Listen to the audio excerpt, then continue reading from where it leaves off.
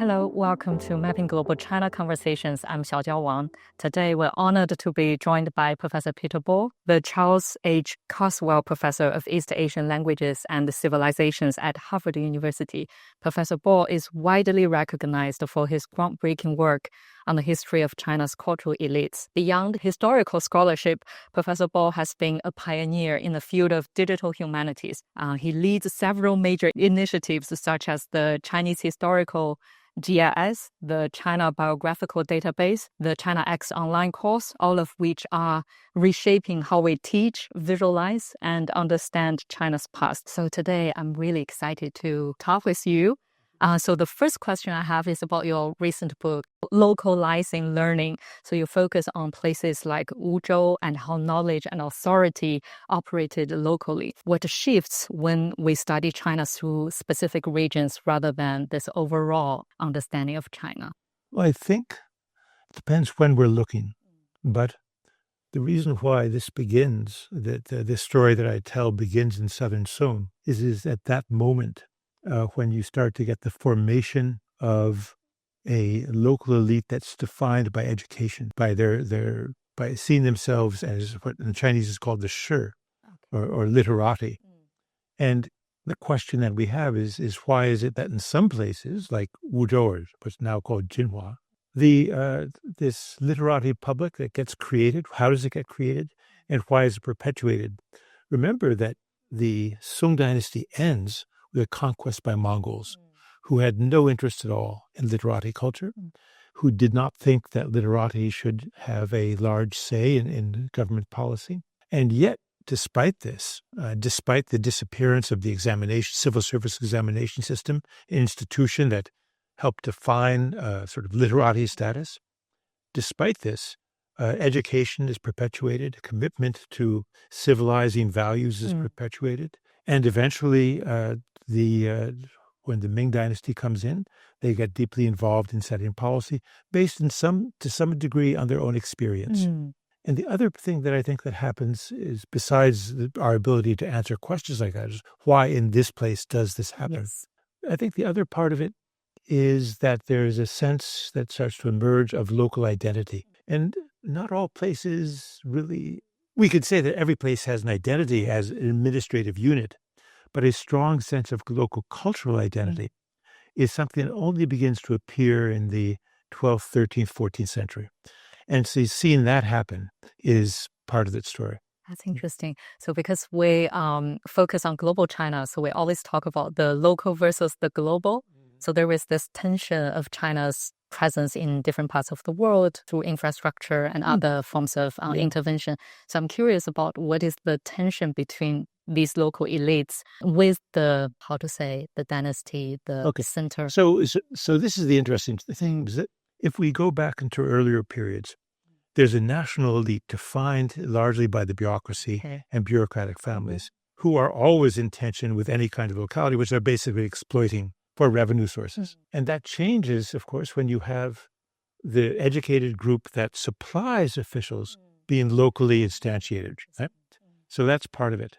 But you mentioned the global. Well, if we go down to this place, we find that already in the Tang and Song, it's exporting to global markets. Particularly throughout Zhejiang, you have kiln sites. And that's one of the things we know from shipwrecks, right? Yeah. But also from the pottery that ends up in Japan and Korea, that this place is producing for not only domestic market, but also for an international market. Whether they care that much about it, I'm not sure. But we actually have tales from the 12th century, not tales, but biographies written of people, local people, who've been sailing across the seas. So I think there's the global aspect to this, or the recognition that China exists within a larger world context, certainly exists already then. Interesting. So I'm trained as a modern and contemporary literature person. So it's great to know that global China, local cultures and elites, and also the national bureaucracy, they have already been in a lot of interactions back in the history. So another question that I have, it kind of goes a little bit into your pioneering work in digital humanities, and we talk about it more often these days. And we do. Yes, and for mapping global China, we also kind of like visualize the space, but it's easy to do that with these data sets available today. But for historical side of visualization of space, what is the digital tools that you're really impressed with, and what are the main methods that you and your team? So 25 years ago, we began work on the China Historical GIS. Luckily, Fudan University here in Shanghai has had a center, the most important center in China for historical geography. And we were able to work together and to raise money together to start to create an account of administrative change, to map administrative change from the unification of China in 221 BC to the end of the last dynasty in 1911. So the question is, what value does that have? And the value that it has is China is unique in having an unbroken historical record, but that this historical record is filled with references to place. So you never read a biography of a person without some statement, this person is from such and such a place, or this happened at such and such a place. The question then is, since places change and administrative units change and hierarchies change, when is it so? Where is it? Once you know that, and once you can pin down the longitude and latitude of that place, you can map it. Yes. Right? So then the next question is, well, if you're going to map information, which is of various kinds, but in no small part biographical, how do you go about getting that information in an organized way? So remember that the Chinese historical record, if we look at the what are called the juncture, the national history, 50% of the contents is biography. This is, again, unique in world history. But that already begins with Sima Qian in 100 BC. So why does Sima Qian care about biography? So he begins, when he tells us this, when he begins his work, he's carrying on his father's work. He thinks that he's going to figure out universal patterns of society that are like the universal patterns of the heavens and earth. And he doesn't find them. But what does biography do? What makes biography different from this sort of social science universality? Biography is about the perspective of individuals. Yes. And they're not in agreement. And so Sima Qian gives us biography of multiple points of view. And so that becomes a kind of a history that runs up against the universalizing and orthodox and regulating tendencies of dynasties, and says, see the world from the vantage point of individuals, and it looks very different. So that leads to the China Biographical Database, which have now with something like 650,000 people in it, mainly from the Tang Dynasty into the early Mingguo Republican period. That provides us with structured data that we can then start to visualize, both through looking at networks, but also through looking at just geographic distributions. Yeah. That's wonderful, because Sima Qian, by the way, for our audience who doesn't know that much about Chinese history, he is the greatest... the first great historian, who has an individual identity. Yeah, he wrote a lot of biographies, stories about historical figures. And also, for me, an amateur of history, it's kind of like I always thought about it from the perspective of texts, right? And sometimes through time. But spatialization and visualization of those spaces that appear in these biographies is such an interesting way of entering history. And another question that I have, because Sima Qian's Shiji is such a big book, right, from my imaginary of it. But for us to read it word by word, to analyze the places mentioned in those biographies, it would be a challenge. But these days we have AI, right? So I want to know how does AI play in your more kind of recent research, and does it help with your spatialization, with your research on biographies? So there's a complicated answer to that, or a multi-part answer. The first part of the answer is, because we are in terms of, let's say, the biographical database, which is an ongoing project, and is always mining data and is always disambiguating and things like this. AI is a tool for doing work, and work that took a week can be done in 20 minutes. So it's a tool that's better than any other tool we've had before. And the tool, we've been using computational methods since 2006 in the Biographical Database project. But the typical method that was used to do what's called wenban text mining was something called regular expressions, which is a term for computational methods.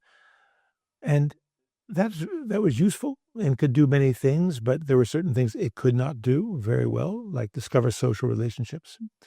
And with AI, we can do that now. So that's one sort of using a tool. You ask another question, though, which is AI. AI is different from traditional tools.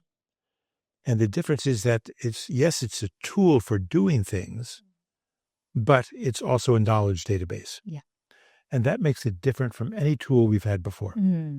Other tools, databases, network analysis, geographic information systems, all are things that you have the structure and you have to give it the content. AI begins with content. So when you're using AI, you have to be very careful.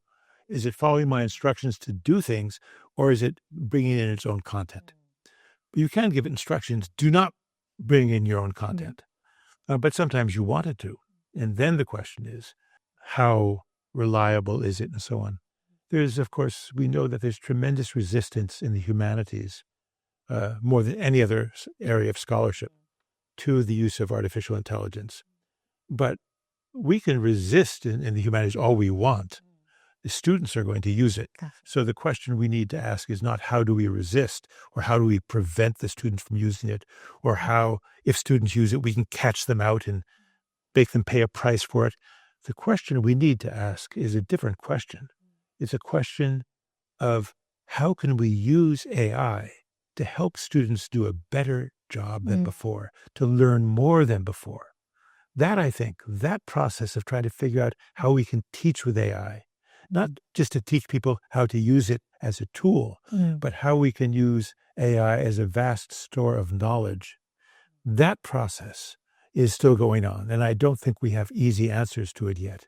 But it's certainly a question we need to be asking. In every course, we need to be asking, how can we use this thing that everyone can use with natural language? How can we use that to increase our learning, to learn more? Yeah, and especially we are in this, at least for me, a literature person, we are in this existential crisis to some extent, right? So, I think that it's very wrong to see an existential crisis. It's a great revolution, but it's not an existential crisis because large language models have a great difference with traditional digital humanities models. Yeah.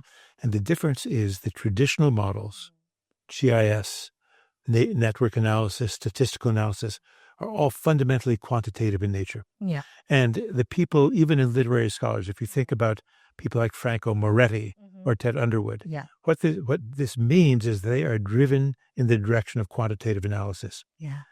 AI is based on large language models. It's based on language.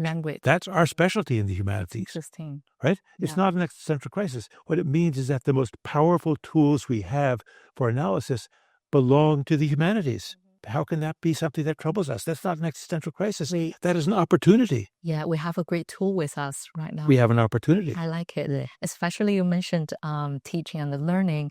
And I know that your China X course, it has reached tens of thousands of audience around the world, especially about Chinese history. It's such a fantastic achievement. So from your experience, what makes a truly effective online course? I'm curious about it because it'll become more and more prevalent. So of course, China X was done before there was AI on the horizon, right? Yeah. There are a number of things we can say about teaching online. The first is that we know that you're fundamentally creating a passive situation for learners. And when it's passive learning, you don't absorb very much or for very long. And the research that's been done says that basically after around 7 minutes, people lose their ability to pay attention and retain. So the key to designing these online courses is that basically you have to break them up into 3, 4, 5, 6, 7 minute segments and then hit students with a question. Some questions may be, are you still awake? Right? But some questions have to be questions like, answer this. What did you just hear about that? Okay. And it's called reinforcement learning, right? So that, I think, is one of the things that they had. The other thing it allows you to be in studios, to bring in visuals, to do lots of stuff like that.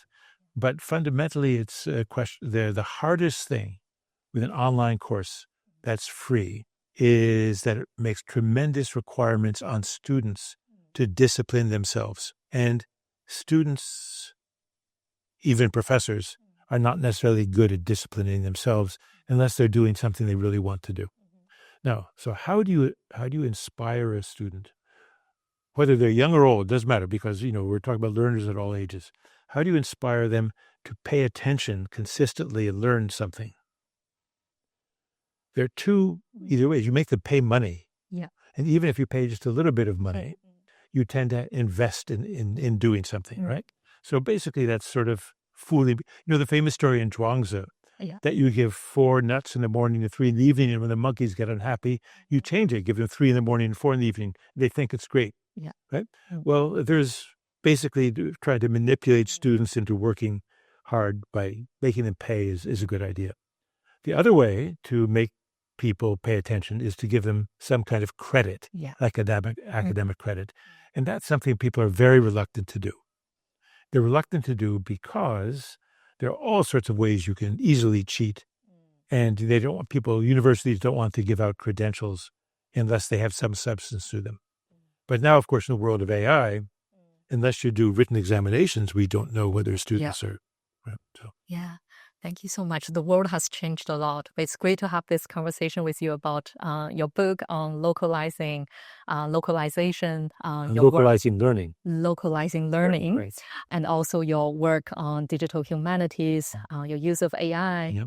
And so you have to understand, though, that I'm not a leader in this. The people who are leading are the people who know the technology best. I'm a user.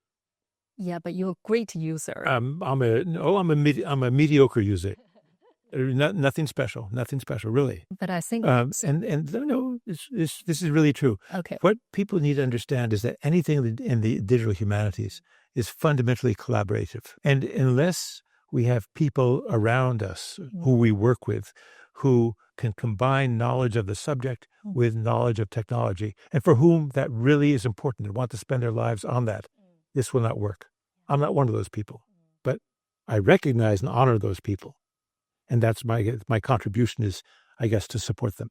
And you have the vision for the directions we go. They give me the vision too. Okay. I have no claims to. And also Mapping Global China, we are also a very collaborative. Like people like me, I am part of it, but we also have technology kind of savvy people over there. So thank you so much for your time. Thank you for. I've learned so much, and I'm more optimistic about my field right now. You should be. Okay, thank you. Thanks.